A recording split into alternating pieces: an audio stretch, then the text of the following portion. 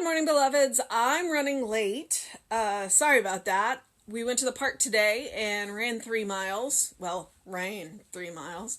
Uh, it was, I, ran and walked 3 miles. And then we spent the last mile that we were in the park giving squirrels almonds and taking pictures of the squirrels. And so when we realized how late it was, we were like, oh, so, we scrambled to get home. Saw absolutely the cutest thing. There was an older couple and he was on one of those, you can use it as a walker and a chair. And the squirrels were just congregated around this couple. It was so cute. And I discovered that my husband is a squirrel caller. I don't know what noise he was making, but boy, he could get those squirrels' attentions, and they would come close enough so that he could at least toss them the almonds. It was a lot of fun. So we went to the park to exercise our bodies and I guess our hearts and our souls. Having a little fun, feeding the squirrels. Great fun. So, get out today. I know the weather's down here, the weather's moving in around noon. So, but coming home, I saw a pair of cardinals. It was definitely a male and a female. And the birds are really have a lot to say today. And because you don't have all the traffic noise, you can definitely hear the birds. So I apologize for being late. If I'm going to be late any day, it's going to be Saturday. The ability to go to the park just makes me really happy. All right. So let's do this. Okay. All right, so our Bible quote today. Ooh, I'm all excited about squirrels, and our Bible quote today is from Revelations. So this should be interesting. All right, it is Revelations, I think it says 1:8. The print to tell you what the Bible quote is like extra small. I need a magnifying glass. Okay. I am Alpha and Omega, the beginning and the end, saith the Lord, which is and which was, and that is to come, the Almighty. Okay. So that was Revelations. Let's see what Ernest Holmes has to say. The divine is the substance of all things and is the law of all things, and there is everlasting motion and freedom. The Spirit is in the stream of life throughout creation, forever purifying and renewing everything. Today, I cast out all limitations, and I am carried forward in the stream of life.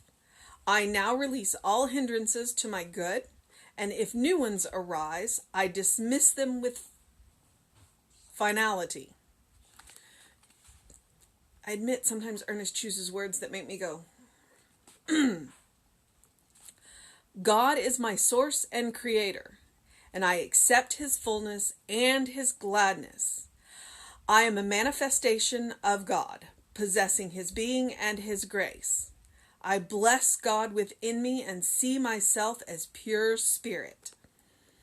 I no longer need to accept the idea of human weakness or necessary suffering of humanity. I live today in an attitude of faith and divine love. I am clear in mind and resolved in happiness.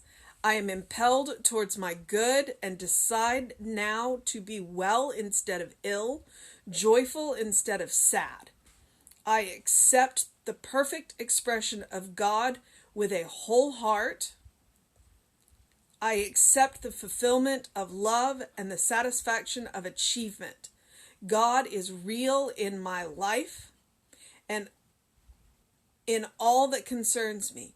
I have immediate access to the limitless power and energy of the universe itself. Okay. Wow. I was a little nervous because the first time he did a Revelations quote, he decided to talk about fear. Fortunately, for the most part, Ernest Holmes is very uplifting. He didn't set out to start his own religion. He just went, hey,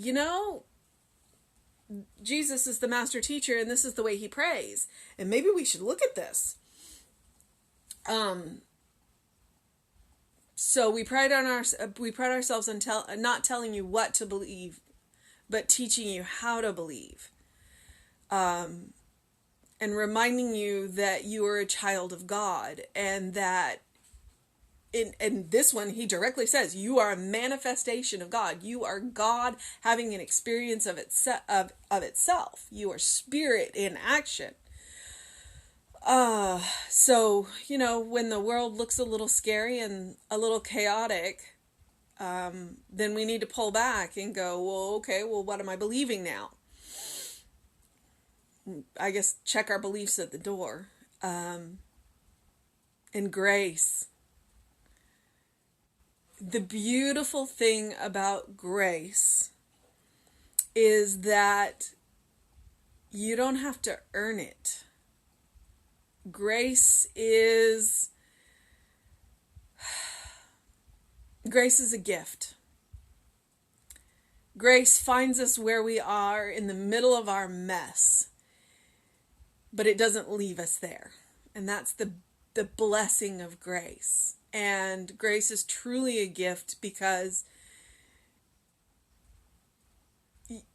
you don't have to be worthy of grace. You're always worthy. There's nothing you have to do to be worthy of grace. Simply existing, you are worthy of grace. So,